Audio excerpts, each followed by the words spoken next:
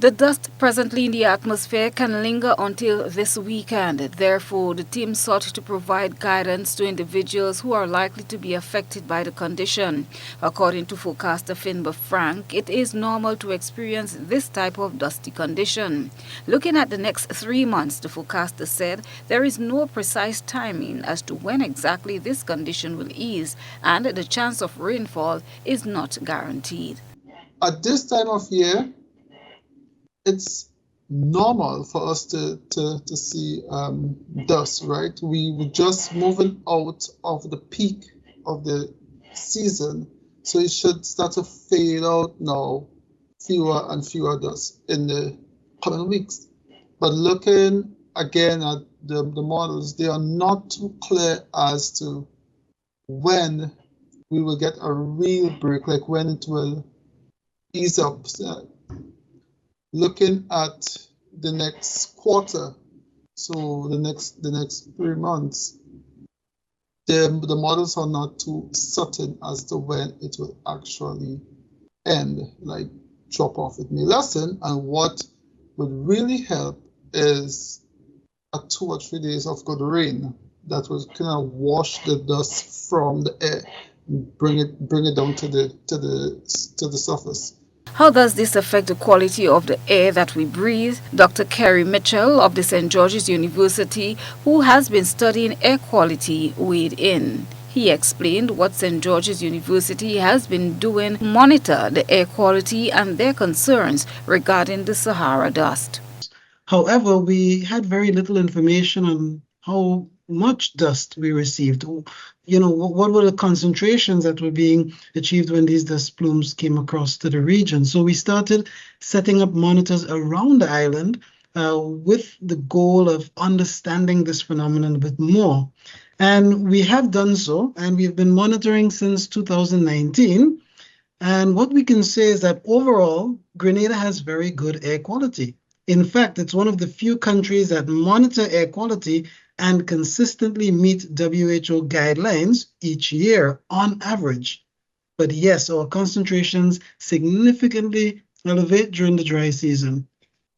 Specifically, we're concerned with particulate matter that is less than 2.5 micrometers in diameter, because these particulates, not only can they get into our respiratory tract, but they can penetrate the lungs and get into systemic circulation, into our bloodstream. And this can lead these particulates to now become systemic toxic agents. So they begin to affect us in numerous ways. Dr. Mitchell mentioned a website where persons can be guided about the air quality and the level of precaution that should be exercised. So there are websites that collect data from our monitors here around the island, and we have monitors in just about every parish. We have installed monitors in schools in each of the parishes, so in St. David, in St. Andrews, St.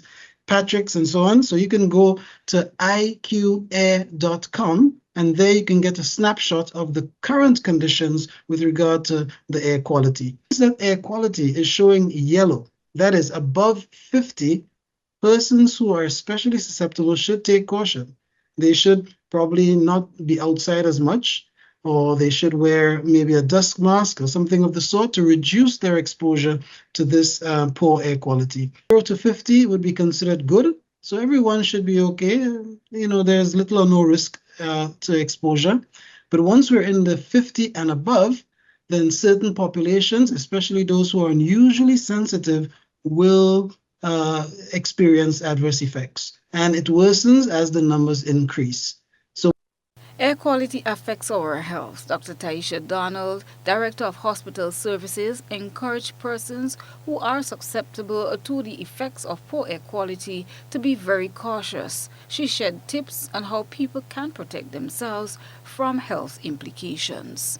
So now that we are aware that there is a plume, and the Met Office has been advising us on the current situation, it's important for us to protect ourselves.